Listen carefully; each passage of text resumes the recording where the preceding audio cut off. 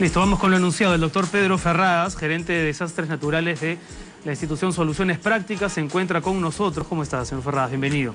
Usted acaba de llegar de Chosica. Entiendo que como experto en tema de desastres naturales ha estado trabajando con la gente de INDECI para ver las coordinaciones que sean convenientes en este momento del desastre. ¿Qué es lo que ha visto? ¿Qué conclusiones puede sacar hasta el momento? ¿Y cuáles son los efectos sociales, económicos que ya se están produciendo? Ya. Sí, bueno, la primera cosa es que se han activado 13 quebradas, o sea, no han sido 2 o 3 como sucedieron en años anteriores. 13 quebradas. 13 quebradas. ¿Eso quiere decir 13 huaicos también? 13 huaicos, virtualmente. Algunos felizmente menores porque se habían realizado obras de prevención, como es el caso de Quiro y Pedregal, que desde el año 87, después de ocurridos los huaicos desde entonces, se hicieron obras para reducir el flujo del cauce, o sea, y el manejo ha impedido que vengan rocas de grandes dimensiones. Lo que ha ocurrido en Quiro y Pedregal es que sí, desde las laderas de los cerros se han soltado rocas, pero el cauce principal no ha traído sino flujos de lodo y rocas de menor tamaño. Importante lo que nos dice, porque uno de los lugares comunes de los periodistas y también del público es decir, esto pasa todos los años y no se toman medidas de prevención. Lo que usted nos dice es que sí se tomaron, pero que en esta ocasión la naturaleza superó, desbordó los trabajos de prevención. Sí, bueno, en estas 2 quebradas sí se tomaron medidas adecuadas. Pero insuficientes. Pero había otras quebradas que no se tomaron las medidas adecuadas o ninguna medida. Entonces, en el caso de Carocio, que ha sido la quebrada que más se activó, es una quebrada muy difícil porque es una pendiente muy pronunciada y las medidas, a nuestro juicio, fueron insuficientes. Primero porque el cauce estaba muy pequeño, muy angosto y muy difícilmente por ahí podían fluir los materiales.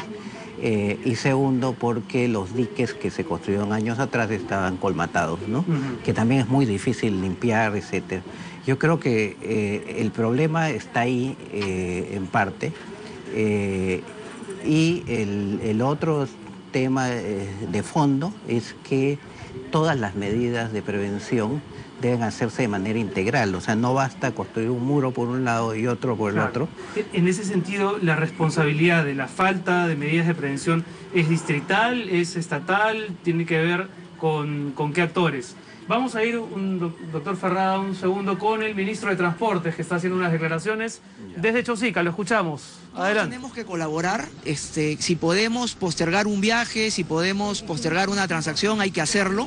Hay que usar los corredores alternativos. De nuestra parte, lo que vamos a hacer es tratar de recuperar a la brevedad la transitabilidad en esta carretera, ¿no? La maquinaria que te está disponiendo, señor ministro, ¿de qué tipo es y cómo se están desarrollando las labores de limpieza acá en la carretera central? Ya han traído cargadores frontales, camiones. Lo que hay que ver ahora si es que podemos organizar de una manera más eficiente, digamos, el trabajo, ¿no?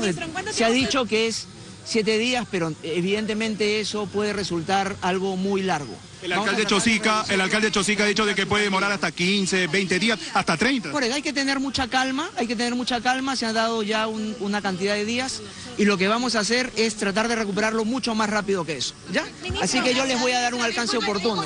Bien, entonces han sido las declaraciones del ministro de Transportes y Comunicaciones, José Gallardo, quien ha llegado justamente a lo que es el kilómetro 36 de la carretera central, en lo que es la zona de trinchera de Rayito del Sol en Moyopampa, para justamente tomar conocimiento sobre los trabajos que se están efectuando para poder despejar acá este punto de la carretera central, donde el desplazamiento de unidades vehiculares está restringido. La población que reside en este punto ha indicado que desde ayer no cuenta con el servicio de agua potable y también de lo que es energía eléctrica, por lo que hacen una invocación a las autoridades a tomar cartas en este asunto. Acá continúan las labores de limpieza y en todo caso nos mantenemos a la expectativa para informar lo que pueda acontecer en los próximos minutos. Adelante, estudios.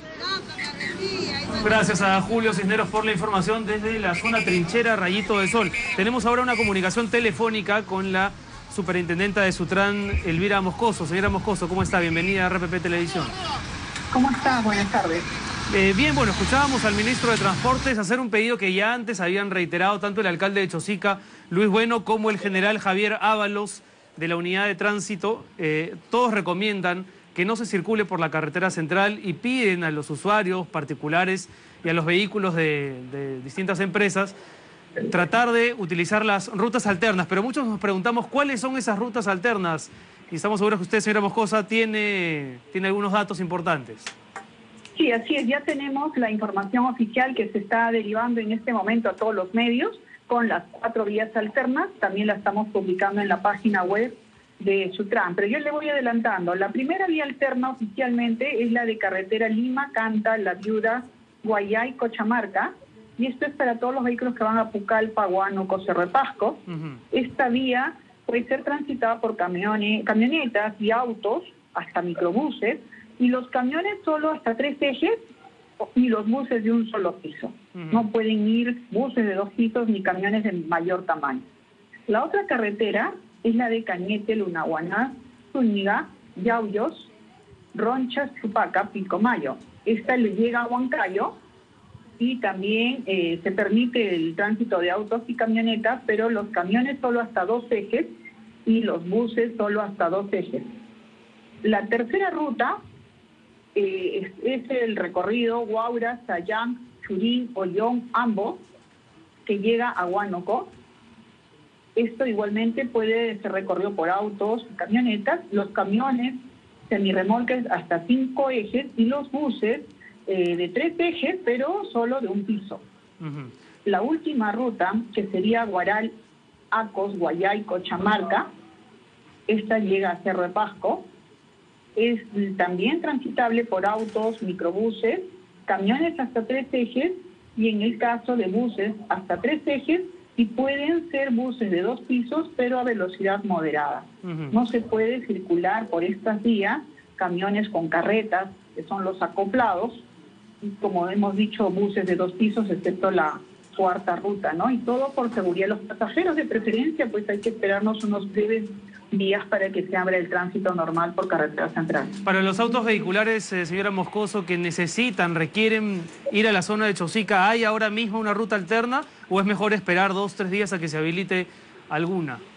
Sí, en este momento no es recomendable acercarse a Chosica porque justamente se requiere darle prioridad a la maquinaria que está siendo llevada a esta zona para poder liberar la vía, pero sobre todo también despejarla, porque se habían quedado unidades paradas ahí, tanto como camiones o autos mismos o buses, para poner a buen resguardo a las personas. Es la prioridad que vamos a tener todos en darle seguridad a las personas, así que no valdría la pena que estén llegando a esta zona de Chosica porque quizás no pueden pasar.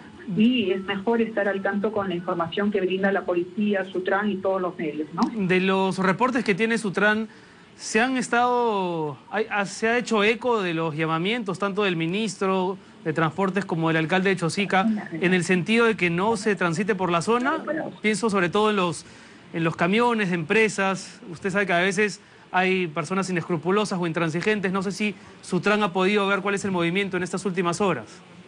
Sí, bueno, hay una tolerancia por el lado de Huancayo hacia La Oroya, hacia Lima, que no ha habido mayor tránsito. Hemos visto por nuestros inspectores que están haciendo recorrido que no hay buses ni camiones, están aceptando esta situación.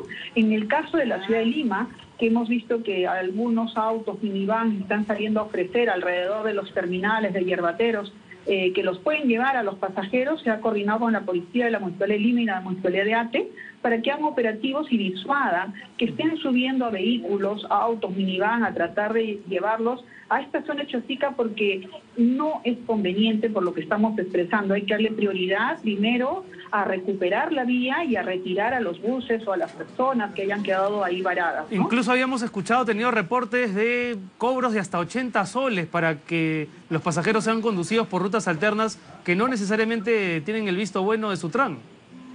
Por supuesto, hay que tener mucho cuidado porque incluso no sabemos si pueden ser asaltados o secuestrados cuando son llevados por sitios que nadie conoce, no hay ningún registro. Si es pues algo que puede esperarse hasta el día de mañana, como estamos viendo hay más información y eso nos va a permitir a todos estar tranquilos. Es importante que la población colabore que participe, que esté atentos a la información, pero si tienen alguna emergencia también no duden en llamarnos a nuestros teléfonos que van a tener atención 24 horas. Le puedo dar los números. Por favor. El 0800 12345. 0800-12345. Y también si tienen un celular, están en algún recorrido y observan algo que les parece preocupante, llámenos al 265-8105, 265-8105. Hay atención 24 horas, tenemos información oficial, coordinamos permanentemente con la Policía de Carreteras y estamos prestos a dar toda la información necesaria. Dos preguntas más, señora Moscoso. Una, ¿cuál es el estimado más realista para tampoco no confundir o desinformar al público? 2 días, 3 días, el estimado de Sutran para volver a transitar por la carretera central. Mire, esto va a depender bastante de la recuperación de la vía. Obviamente los trabajos están a cargo de varias instituciones, principalmente Provías, el Ministerio de Transportes y el propio ministro, que se ha acercado a la zona para poder ver in situ cuál es la realidad de la situación. Nuestro viceministro ha señalado 5 días como máximo. Seguramente va a haber tránsito parcial en la medida que se va recuperando la vía, que es lo que siempre hace la Policía de Carreteras. Va dando tránsito parcial y van avanzando, pero todo le vamos a dar prioridad al despeje de la vía. Entonces no le puedo adelantar si van a ser 2 días, 1 día, 3 días. Yo creo que mañana, más tarde, tendremos más información para poder darles mayor seguridad a todas las personas. En todo caso, la información que usted nos dio respecto de las rutas alternas está en sutran.gov.pe. Así es, estamos publicándolo en este momento en la página web de Sutran, www.sutran.gov.pe. Estas rutas alternas van a decir las características de las unidades, que hay que tener cuidado porque no se puede estar llevando camiones de gran dimensión. Vamos a provocar otro problema que justamente tenemos que evitarlo. Entonces seamos tolerantes y sobre todo respetuosos de las indicaciones. Muy bien, muchas gracias a Elvira Moscoso, superintendenta de Sutran. Nos toca hacer una pausa para repasar nuestros titulares. Regresamos en un instante para seguir conversando con el doctor Pedro Ferradas, especialista en desastres naturales, sobre el tema dominante de estos últimos días. Yo sí, volvemos.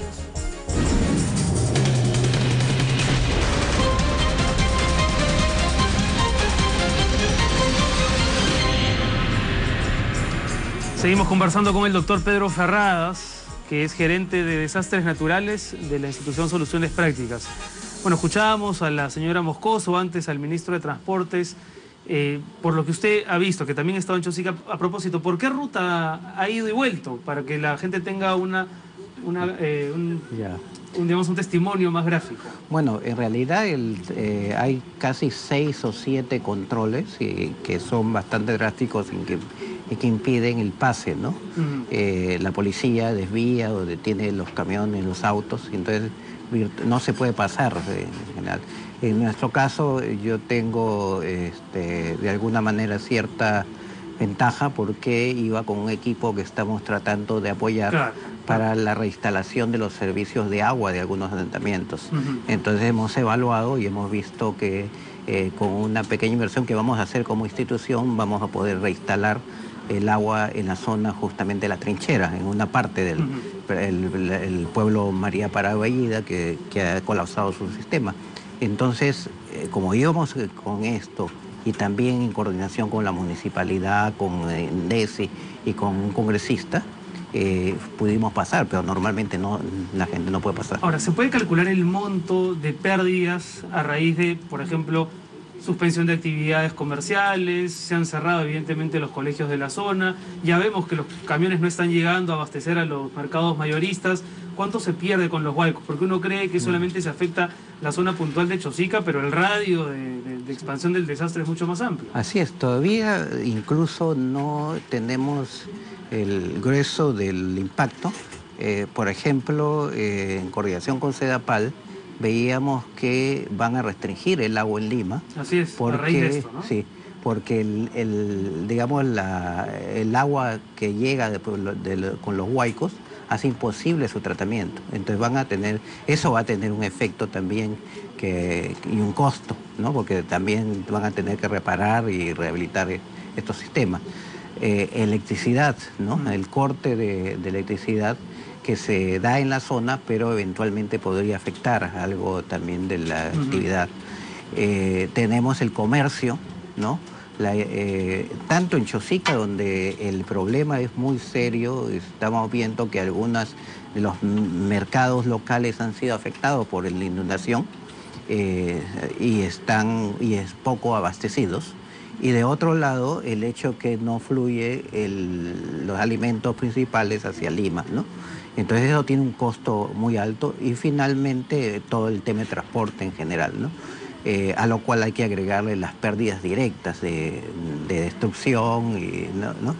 Y obviamente lo más valorable que es la vida de las personas, ¿no? Así es, hemos perdido ya a ocho sí, peruanos en esta sucesión de huaicos. Sí, y 6 desaparecidos. Y 6 desaparecidos. Sí. Ahora, el costo probablemente, digamos, aventurarse una cifra es riesgoso, pero de todas maneras, de hecho, yo creo que va a superar largamente los 200 millones de soles. 200 millones de soles, sí. Largamente. Sí. Sí, es que eso para darnos una idea de cuál es el impacto real, ¿no? Ahora, hablábamos de las medidas de prevención. ¿Qué es lo que ocurre finalmente? La población se ubica en zonas vulnerables, no hay una coordinación sostenida con las autoridades, son las autoridades distritales las que hacen las cosas por su parte, sin comunicación con otras autoridades estatales. ¿Qué es lo que pasa ahí? Bueno, uno de los problemas principales es que, de hecho, la gente ocupa las zonas en riesgo y no se reubica cuando recién se produce la invasión o la ocupación. Cuando la gente recién se ha instalado, está más dispuesta a ser reubicada que cuando pasan 10, 20, 30 años y claro, ya han construido su vivienda. Entonces, hay una primera responsabilidad del poblador, pero una más grande de la autoridad, sí, que deja que... Claro, que deja que se instale, las instituciones públicas ponen agua, ponen electricidad, las privadas públicas. Entonces se tiene todo un problema serio porque estamos generando las condiciones de riesgo por no tomar medidas. A raíz del huaico de 1987, yo recuerdo, concertamos con las empresas eléctricas de ese entonces y la empresa de agua, y se acordó con la municipalidad también el hecho de que no se iba a instalar servicios de agua y electricidad en las zonas que habían sido afectadas y consideramos que no debían volverse a ocupar. Entonces eso se logró y durante años fueron intangibles, pero después pasó el tiempo y les dieron y revendieron esos terrenos. Y entonces se volvió a ocupar, ¿no? Entonces, el problema es que, digamos, no hay un control ni una actitud radical para evitar que se ocupen estos espacios de alto riesgo. Pasados los años es virtualmente imposible reubicarlos, pero cuando ocurre el desastre como ahora y hay una zona que ha sido destruida por el huaico, una evaluación que permita rápidamente definir el cauce y dejar esa zona ya libre y reubicar a esa familia si es posible. Ayer yo conversaba con el alcalde de Chosica, Luis Bueno, y dijo algo que me preocupó, porque él señalaba, no hay forma de predecir la naturaleza, eso es cierto, pero en su mensaje había un tono un poco resignado a que así es Chosica y así va a ser durante los próximos años. ¿Están un poco condenadas las personas que viven ahí a sufrir los embates de los huaicos y que no se puede hacer realmente nada, salvo estas medidas de prevención que terminan siendo insuficientes? Sí, bueno, en definitiva los huaicos han ocurrido siempre en la zona y esto no ha tenido mayor impacto porque no había población o porque, digamos, los cauces llegaban de forma adecuada al río. Pero ahora no, ahora visitamos hoy día la zona de María Parado Bellido, que es una de las zonas más afectadas. Al lado está la Trincherita. La Trincherita es una ocupación reciente de viviendas precarias que está en una zona de altísimo riesgo, en el mismo cauce, y ha sido permitido en los últimos meses. Es una invasión. Y entonces ahí está la población y ya estaba hasta con servicios. Entonces, pero la otra cosa es que en el cauce era muy fácil abrir el flujo, orientarlo hacia el río, y en lugar de estar tapado todo. Es bien interesante está bloqueado, lo que usted dice, ¿no? Porque no solamente hay consentimiento de la autoridad para que las poblaciones se asienten, sino complicidad de las empresas privadas, ¿no? Sí. Que proveen de servicios y de esa manera legitiman una zona que es altamente vulnerable. Sí, yo creo que idealmente no es muy costoso para las empresas privadas concertar con las autoridades locales para impedir que se sigan ocupando esas zonas. Y la otra medida urgente se da en las zonas de reciente ocupación. Pudimos ver hace un par de meses cuando se activó la quebrada de Yanacoto, que es una zona inmensa que está siendo invadida y ocupada en el cauce y que las viviendas son precarias, y una medida rápida en esa zona de reubicación de la población no va a generar resistencia porque hay terreno suficiente, pero no se está actuando ahí, y eso sí creo que es una responsabilidad. Bueno, terrible diagnóstico el que nos alcanza el doctor Pedro Ferradas, quien ha estado ahí en la zona y por eso su testimonio es 2 veces más valioso. Muchas gracias. A usted. Doctor Ferradas, gerente de desastres naturales de la institución Soluciones Prácticas. Vamos a conversar a continuación